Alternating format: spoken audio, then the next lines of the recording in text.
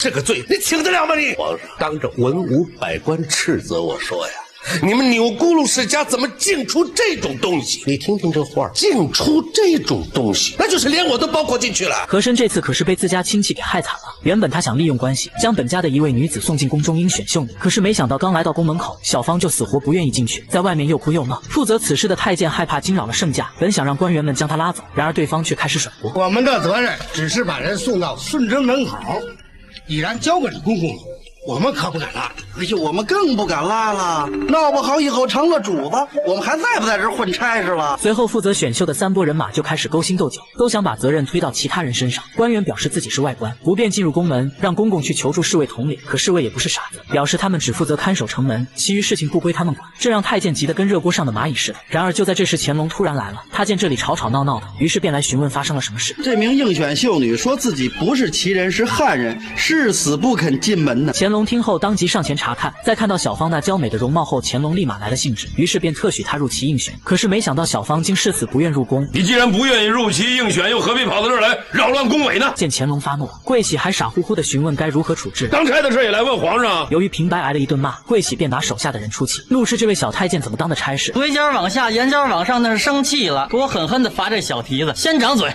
再关他几天，看他还狂不狂。刚好小芳的姐夫是纪晓岚的下属，在得知小芳的遭遇后，海生急忙找到纪晓岚，希望他想办法搭救妻妹。纪晓岚不好推辞，只好进宫求见皇上，向乾隆说起此事的原委，表示这一切全都是和珅族人捣的鬼。乾隆也不愿因为一个女子闹得满城风雨，于是便让人将小芳给放了。这让海生对纪晓岚是无比的感激，要是没有老纪的求情，小芳恐怕要死在宫里了。然而乾隆却生了一肚子气，当着满朝文武将和珅怒斥了一顿。而这一切的始作俑者此时也慌了手脚，为了替妹妹赔罪，桂宁急忙来到和府向和大人请罪。宗堂大人，念在同门同宗本家之亲的份上，您就饶过我这一回吧。虽然桂宁是不停的磕头，可光凭这些怎么能平息和珅的怒火？就为了你们家一个小芳啊，正红旗的统领、左领、参领，个个都挨了处分了。现在欠人家这么大的人情，你怎么还了你？和珅要不是看在本家的份上，早就将他拖出去喂狗了。桂宁也吓得急忙扇自己耳光，可和珅还是难消心中的怒火，因为连他都被皇上骂了。你们钮钴禄世家怎么净出这种东西？你听听这话，净出这种东西，那就是连我都包括进去了。如此大的罪名，桂宁怎么可能承受得起？他急忙表示要将小芳送到和府，给何大人当牛做马。谢了桂大爷，那个小芳连皇上都敢顶撞，我把她弄到和府来，我不是自个儿找罪受？和珅为了避免再被他连累，当即告诉下人说自己没有桂宁这样的亲戚，以后谁再放他进和府，小心家法伺候。桂宁走投无路之下，只好找到薄舅爷，因为他为了小芳选秀女之事，可是跟贾三彪子借了不少银子，现在无法偿还，他便想将小芳抵押给对方。贾三彪子听后也非常心动，当即同意了这笔交易。而毫不知情的海生还在为小芳打抱不平。陆氏妻子钮钴禄是为了贪图权势，纵容弟弟桂宁将小芳送去选秀，然而妻子却对海生不屑一顾，只顾着做工练法。桂宁他狼心狗肺的，